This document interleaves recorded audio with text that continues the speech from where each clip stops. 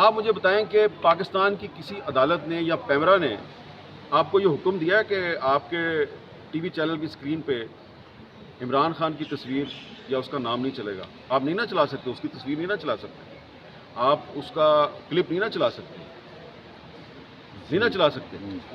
کوئی آرڈر ہے پاکستان میں اس کا؟ کسی عدالت کا کوئی آرڈر نہیں ہے، پیمرا کو کوئی آرڈر نہیں ہے۔ اس کو کہتے ہیں غیر اعلانیہ سینسرشپ۔ اور اگر کوئی آپ کو یہاں پہ ہمارے ساتھ کوئی صحافیوں کی تنظیمیں یا بڑے بڑے صحافی کھڑے ہوئے نظر نہیں آ رہے، تو اس کی وجہ یہی ہے نا، لوگوں کو عدالتوں سے انصاف کی امید نہیں ہے۔ ہمیں ابھی تھوڑی سی امید باقی ہے، اسی امید میں ہم بار بار اس عدالت میں آ جاتے ہیں۔ اللہ کرے کہ ارشد شریف کو انصاف مل جائے اور صحافیوں کے قتل و غارت کا سلسلہ۔ غیر اعلانیہ جو ہے وہ ایک سینسرشپ ہے، جس کی مثال جو ہے وہ اب میں آپ کو دیتا ہوں، اور مجھے پتا ہے کہ آپ کے ٹی وی چینل پہ یہ نہیں چلے گا، لیکن کیونکہ آپ یہ کہتے ہیں جی کہ وہ سارے صحافی یہاں پہ کیوں نہیں آئے، تو وہ اس لیے نہیں آتے کہ بھائی وہ مالکان تو نہیں ہے نا۔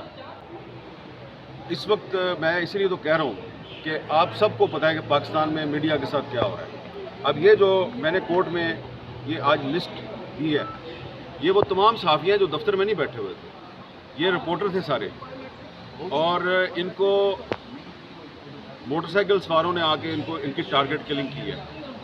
تو یہ جو باہر نکلتا ہے اس کو باہر نکل کے ٹارگٹ کلنگ کا نشانہ بنا دیتے ہیں۔ جو اسٹوڈیو کے اندر بیٹھے ہوئے ہیں وہ بھی محفوظ نہیں ہیں، ان کو بھی کہیں نہ کہیں سے پریشر آتا رہتا ہے۔ تو اس لیے اگر اب ارشد شریف جیسا صحافی، بہت سے لوگ کہتے تھے جی یہ جو اینکر ہوتے ہیں یہ اینکروں کو کیا خطرہ ہے جی، یہ تو اسٹوڈیو میں بیٹھے ہوتے ہیں۔ تو ارشد شریف صاحب بھی تو اینکر ہی تھے نا، میں بھی تو اینکر ہی تھا، میرے پہ بھی قاتلانہ حملہ ہوا، ارشد شریف پہ بھی قاتلانہ حملہ ہوا، میں بچ گیا، ارشد شریف صاحب شہید ہو گئے۔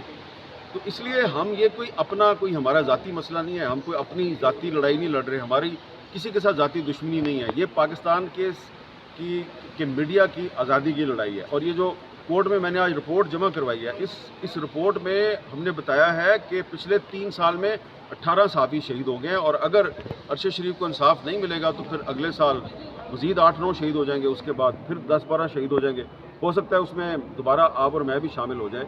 تو اس لیے اس وقت بہت پاکستانی میڈیا جو ہے وہ دباؤ کا شکار ہے۔